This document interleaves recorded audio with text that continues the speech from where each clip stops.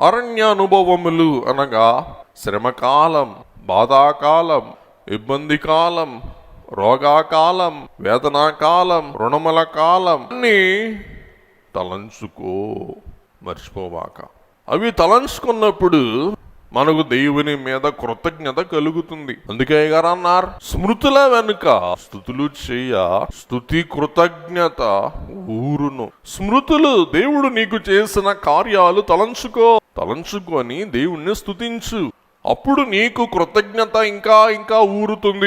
గతం మర్చిపోయి అహంకారం కలిగి ఉండటం బట్టి కొన్ని పర్యాయాలు అశ్రద్ధ, అలక్ష్యం, అలాగే ఒక విధమైన అహంకారం ఉండటం బట్టి మళ్ళా ఏమైపోతారు? పాత స్థితిలోనికి జారుకుపోతారు.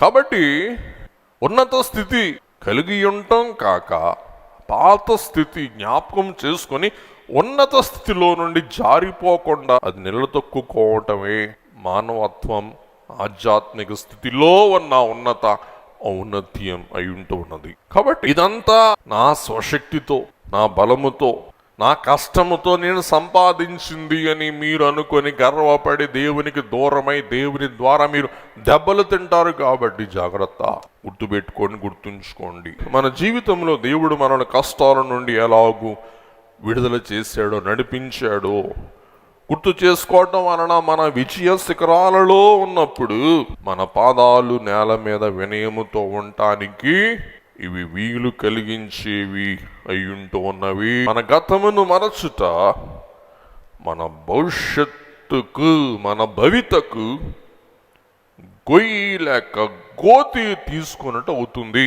కాబట్టి జాగ్రత్త. దేవుడు నీకు అన్ని ఇచ్చాడు. జాగ్రత్త. నీకు అన్ని ఇచ్చిన దేవుని, సంరక్షణ దేవుని, ఎంతవరకు నడిపించిన దేవుని ఏం చేసుకో?